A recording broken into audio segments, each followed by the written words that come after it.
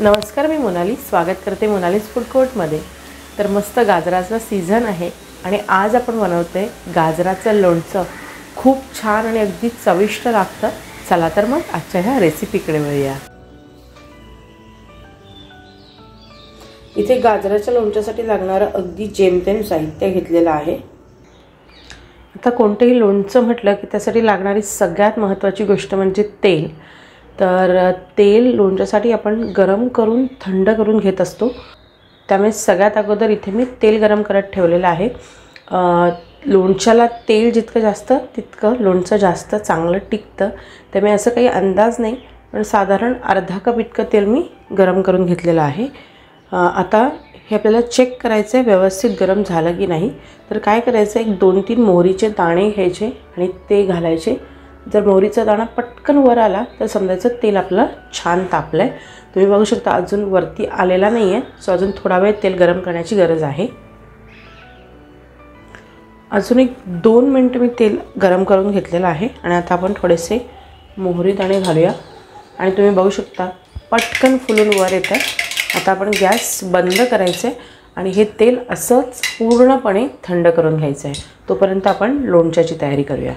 तर इथे गाजरासोबत मी थोड्या मिरच्या देखील घेतलेल्या आहेत। देठं काढून धुवून सुकवून घेतलेल्या आहेत आणि स्वच्छ पुसलेल्या देखील आहेत। त्याचबरोबर गाजर देखील मी धुवून ठेवलं होतं रात्रीच आणि स्वच्छ पुसून घेतलेले आहेत आत्ता। तर सगळ्यात अगोदर काय करायचं, तर या गाजराचे आपल्याला साल काढून घ्यायचे आहेत। तर हा देठाकडचा भाग कापून घ्यायचा। मी 2 तुकडे करते कारण फारच मोठं गाजर आहे आणि याचं पहिले साल काढून घ्यायचं।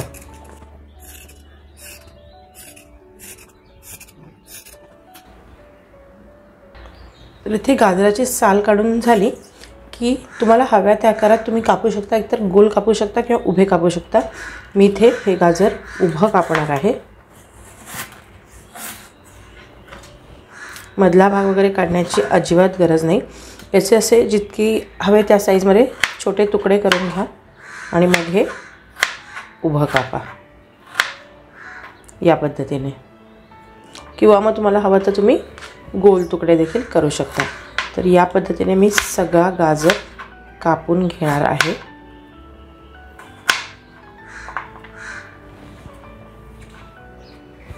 आणि त्याचसोबत या ज्या मिरच्या आहेत त्या देखील मी उभ्या कापणार आहे। सो देठाकडचा भाग काढून घ्यायचा। साधारण गाजराच्या साईजचे हे तुकडे करते आणि परत हे असं उभा छेद द्यायचे या पद्धतीने।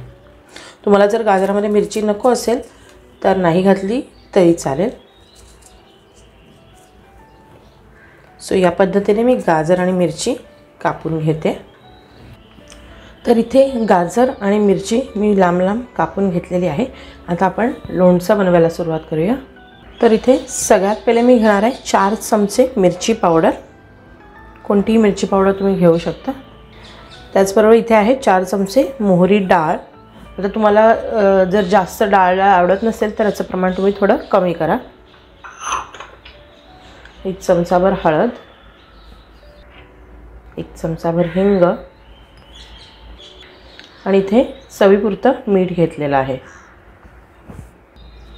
हे सगळे जिन्नस आपण अगोदर एकजीव करून घेऊया। मिरची पावडर थोडी कमी टाकली आहे मी, कारण मिरची देखील वापरतोय आपण। आता याच्यामध्ये आपल्याला हे जे तेल आहे ते घालायचं आहे, जे आपण गरम करून थंड करून घेतलेलं आहे ते तेल घालायचं आहे याच्यामध्ये।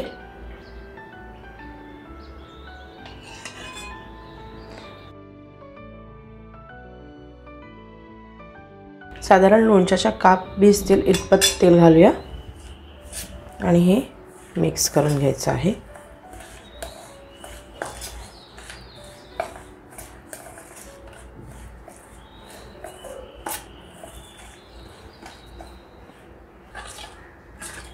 तुम्ही इथे बघू शकता असा लोणच्याचा छान बेस तयार झालेला आहे। आता याच्यामध्ये आपण हे जे गाजर आणि मिरचीचे तुकडे करून घेतले ते घालायचे आहेत.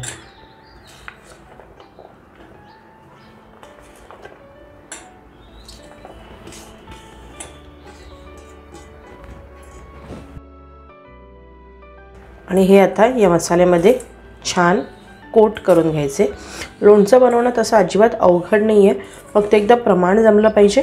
आणि दुसरं म्हणजे अजिबात पाण्याचा अंश कुठेही असता कामा नये. सगळ्या गोष्टी धुवून सुकवून पुसून घेतल्या गेल्या पाहिजेत, तर लोणचं छान टिकतं.